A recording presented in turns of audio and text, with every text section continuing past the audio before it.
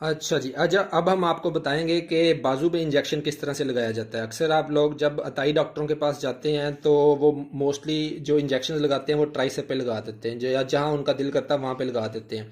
तो ट्राइसेप पे इंजेक्शन लगवाना बहुत डेंजरस हो सकता है, क्योंकि यहाँ से रेडियल नर्व गुजर रही होती है और एक्सिलरी नर्व भी बाजू का पास कर रही होती है। तो इस सूरत में वो अगर नर्व के अंदर इंजेक्शन लग जाए तो इससे पैरालिसिस भी हो सकता है। तो मोस्टली जो इंजेक्शन लगाया जाता है वो डेल्टॉइड पे लगाया जाता है। ये जो ऊपर वाला मसल ये जो आपको नज़र आ रहा है, इसको हम बोलते हैं डेल्टॉइड। इसको बोलते हैं डेल्टॉइड। यहाँ पे इंजेक्शन लगाया जाता है। अब इसकी साइट मार्किंग कहाँ क्या होती है, अभी कहाँ पे इंजेक्शन हमें लगाना है, तो ये मैं आपको, ये यहाँ पे आप ये बोनी प्रोमिनेंस फील करेंगे। यहाँ पे आपको बोन फील हो रही होगी। इससे 2 फिंगर नीचे आपने इस तरह से हाथ रखना है, और ये इस तरह से आपने हाथ रखा, और ये वाला हाथ आपने रखना है ये इस तरह से। ये अगर आप दिखा सकें ऊपर आके, ये देखें, ये जगह बन रही है। ऊपर आके दिखाएं एक दफ़ा कैमरे से, यहाँ से ऊपर आए।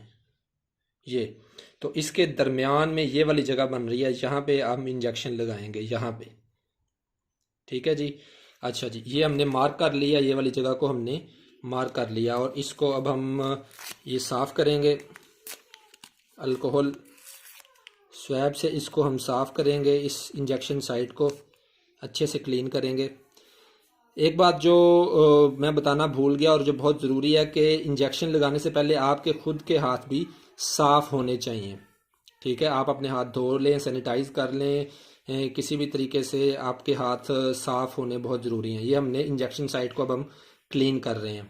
अब हमने क्लीन किया। अच्छा जी, अब ये इंजेक्शन है, ये हमने ऑलरेडी आपको बता दिया कि किस तरह से फिल करते हैं। अब डेल्टॉइड पे इंजेक्शन लगाने के 2 तरीके होते हैं। या तो आप बिल्कुल 90 डिग्री जाएं, बिल्कुल ऐसे इसी तरह से।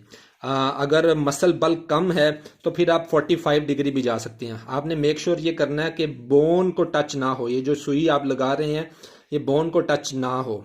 ठीक है। अब इस केस में क्योंकि ये मसल बल्क बहुत ज़्यादा है तो हम 90 डिग्री ही जाएंगे। मोस्टली जो रिकमेंडेड है वो यही है कि 90 डिग्री ही जाया जाए। ठीक है। अब इसको क्लीन किया अच्छे से। क्लीन करने के बाद हमने ये सुई इसको इस तरह से इंसर्ट करनी है। ये इंसर्ट कर दी, अब हमने सारी सुई इंसर्ट कर दी। अब इंसर्ट करने के बाद हमने इसको पुश बैक करना है। हमने ये देखना है, ये पुश बैक हम कर रहे हैं। पुश बैक क्यों करना है? क्योंकि हमने ये मेक श्योर करना है कि ये सुई कहीं खून की नाली में तो नहीं चली गई। अगर खून आ रहा है इस पुश बैक करने से, ये देखें इसमें खून कोई नहीं आ रहा, तो इसका मतलब आप इंजेक्शन कंटिन्यू कर सकते हैं, आप लगा सकते हैं। अगर खून नहीं आ रहा तो आप इंजेक्शन कंटिन्यू कर सकते हैं। अगर खून आ रहा है तो फिर आपने इंजेक्शन फौरी से बाहर निकाल लेना। इसका मतलब अब खून, अब इस पे हमने इंजेक्शन लगाया तो इसमें खून नहीं आ रहा। अब हम इसको हल्के से प्लंजर को पुश करेंगे तो ये देखें ये इंजेक्शन लग चुका है।